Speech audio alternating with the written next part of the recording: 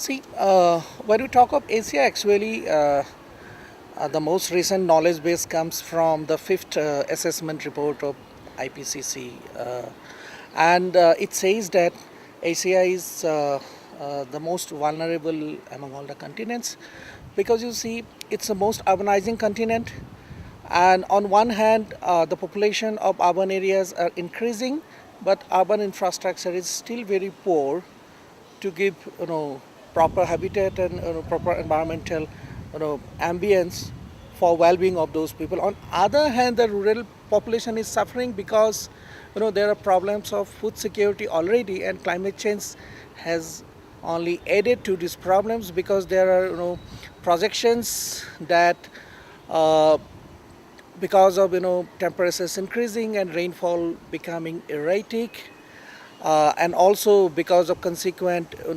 intensification of natural hazards, there will be very significant impact on agriculture, and food crops yield will be decreasing on one hand, and there will be newer kind of pest attack on crops. So it is bad news for food security. And on the other hand, it is the most populous state. So Asia is definitely most vulnerable. And on the other hand, you see, from disaster point of view, we have already experienced from people's experience. We have experienced a lot of more extreme rainfall events, especially heavy rainfall events. On one hand, on the other hand, we are also experiencing many drought-like situations, even in a region like Northeast India, which is so green and which people consider as full of water resources. Even in those places, drought-like situations are very frequently cropping up.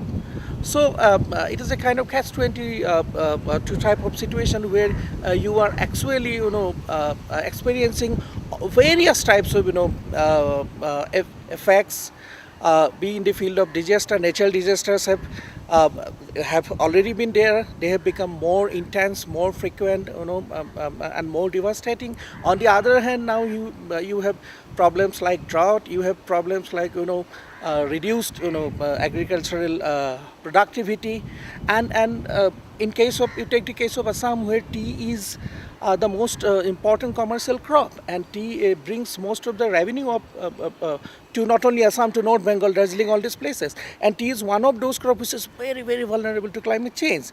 And there are statistics coming up that a significant amount of loss has been suffered by all major tea gardens in last 10 years.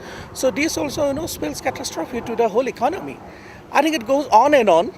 But if you ask me simply why I give importance to the Brahmaputra Basin is that, number one, there is a lack of knowledge about the whole hydrological and the whole environmental regime of the river.